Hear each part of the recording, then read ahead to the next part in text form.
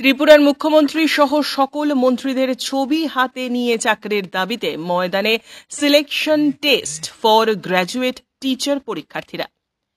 2022 সালে selection test for graduate teacher পরীক্ষার্থীরা তাদের পরীক্ষার ফল প্রকাশ অতি সত্বর ঘোষণা করে নিয়োগের দাবিতে মঙ্গলবার Agartala teachers recruitment board Tripura অফিসের সামনে ত্রিপুরার মুখ্যমন্ত্রী ডাক্তার মানিক সাহা সহ সকল মন্ত্রীদের ছবি হাতে নিয়ে দাবি জানিয়েছেন তাদের সিলেকশনের জন্য।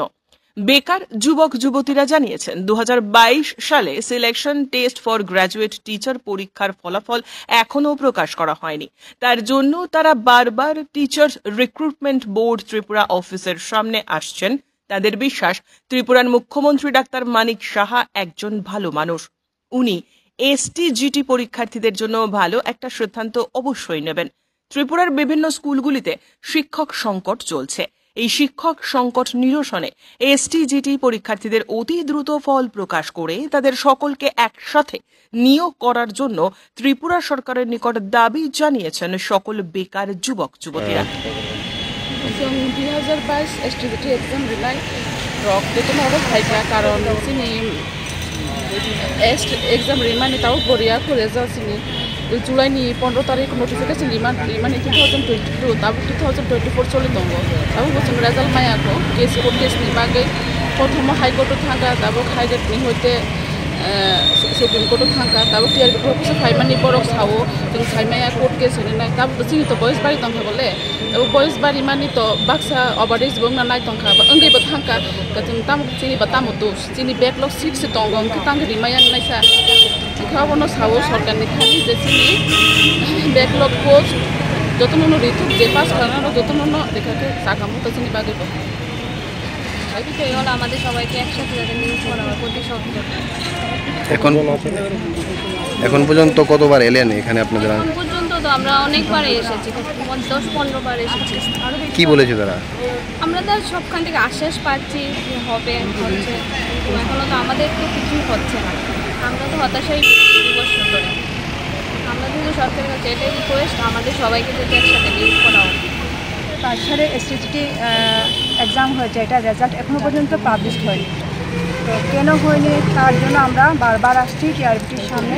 আর আমাদের বিশ্বাস যে মুখ্যমন্ত্রী ডক্টর মানিক সাহা উনি একজন বিজ্ঞ মানুষ, উনি ভালো একটা সিদ্ধান্ত নেবেন। এখানে আমরা অনেক ভাই বোন আছি যারা অনেক ওভারেজ হয়ে গেছে, তো কী করবেন আমরা জানি না, কিন্তু একটা আশ্বাস যে উনি একটা ভালো একটা ডিসিশন নেবেন এবং পঞ্চায়েত ইলেকশনের পরেই আমাদের একটা ভালো একটা ডিসিশন নেবেন। আর আপনাদের মাধ্যমে আমরা দেখতে পাচ্ছি যে স্কুলগুলোতে যে টিচার সংকটে আছে এবং আপনাদের মাধ্যমে আমরা খবর পাচ্ছি এবং বিজ্ঞাপনের মাধ্যমে যে এবারের রেজাল্ট খুবই খারাপ হয়েছে, এটা তো আমরা সবাই জানি, আপনাদের মাধ্যমে জানতে পেরেছি। এটা একমাত্রই কারণ টিচার সংকটে। তো তবুও আমরা আশাবাদী যে আমাদের সরকার ভালো একটা ডিসিশন নেবে। ধন্যবাদ। এখন পর্যন্ত কতবার এলেন আপনাদের? এই অনেকবার এসেছি, এটা অনেকবার এসেছি। এরকম মনে হয় ঈশ্বরের কাছে যদি আমরা যদি প্রেয়ার করতাম তাহলে মনে ঈশ্বর আমাদেরকে দিয়ে দিত। কি বলছে তারা, মানে এতবার আসছেন বারবারে, কিন্তু তাদের বক্তব্যটা কি? টিআরবিটি থেকে স্যাররা বলছে যে আমরা কিছু জানি না, ডিপার্টমেন্ট জানে। ডিপার্টমেন্টের কাছে যদি আমরা আমাদের অনেক ভাইরা গেছে, ওরা বলছে জানি না, এটা আরও উপর মহলে জানে। যে আমরা যাবো কোথায়? যেখানে যাই কেউ সঠিক কোনো আনসার দিচ্ছে না। সবাই বলছে এটা তো আমাদের দপ্তর নয়, এটা অন্য দপ্তর। রুলিং পার্টির যারা রুলিং সরকার, এরার কাছে তো এই খবরটা থাকবে। গভর্নমেন্টের কাছে আমাদের এটাই রিকোয়েস্ট যাতে পঞ্চায়েত ইলেকশনের পরে আমরা যারা কোয়ালিফাই হচ্ছে যাতে সবাইকে একসাথে নিয়োগ করে এবং ত্রিপুরার যে শিক্ষা ব্যবস্থা এটা যাতে সুন্দরতর হয়।